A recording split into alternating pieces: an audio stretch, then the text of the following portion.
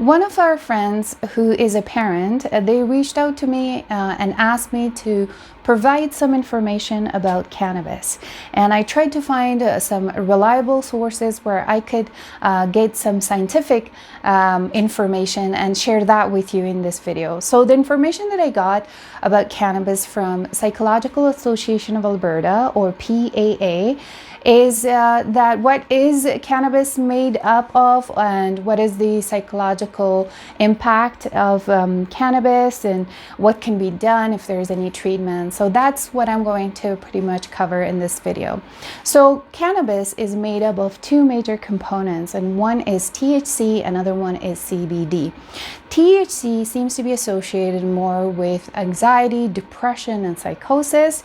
CBD, on the other hand, seems to have the calming effect that can help people with, for example, managing pain. People with MS tend to use that, and also it reduces some muscle spasms. So it has some relaxing or calming effect. And I've also had someone who has been using CBD oil as a way to manage anxiety. So cannabis has been it's kind of used as a multiple names for it in everyday life. Some people call it weed, some people call it pot, I think, and I don't know what other names are out there. So this substance, usually people believe that it's not addictive, and according to the information from PAA, it is addictive. So in other words, you can develop dependency on this substance. So if it's heavily used, then you might have a high tolerance, and then you might want to kind of increase your dosage so that you can experience the high that you're looking for. So therefore, yes, it is addictive. However, it's not as addictive as nicotine and alcohol is.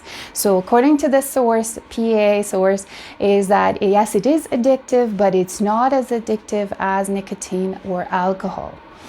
There are vulnerable population that might use caution, or again, they should be careful when they're using cannabis. First of all, pregnant women, people who are expecting to have a child, then they might be very vulnerable, that they might get more the risk side of, or the negative consequence of cannabis use. And the other population is people under age 25. And usually male, that population seem to be more vulnerable towards cannabis use, dependency, or even abuse.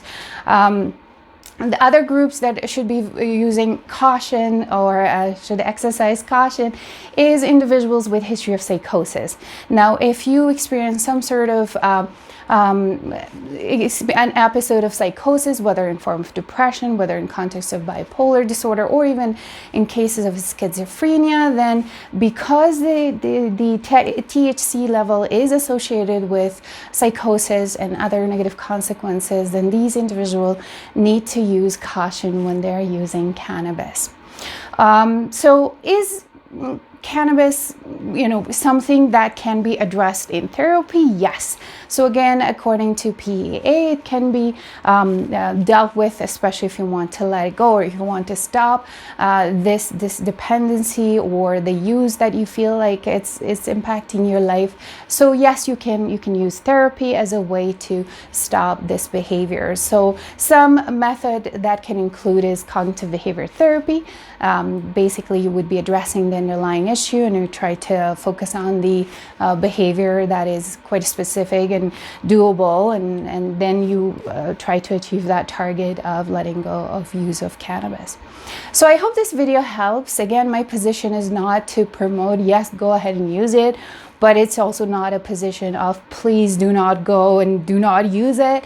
It's just I'm trying to give you unbiased information about cannabis so that you can decide for yourself. And as parents, I would encourage you to explore some other sources, such as websites that are organizations or nonprofits that deal with addiction, so they can provide you some more detailed information if you would like. Otherwise, if you have any comments, questions, or concerns, please write in the comment section below, and I'll see you guys in the next video. Have a great day.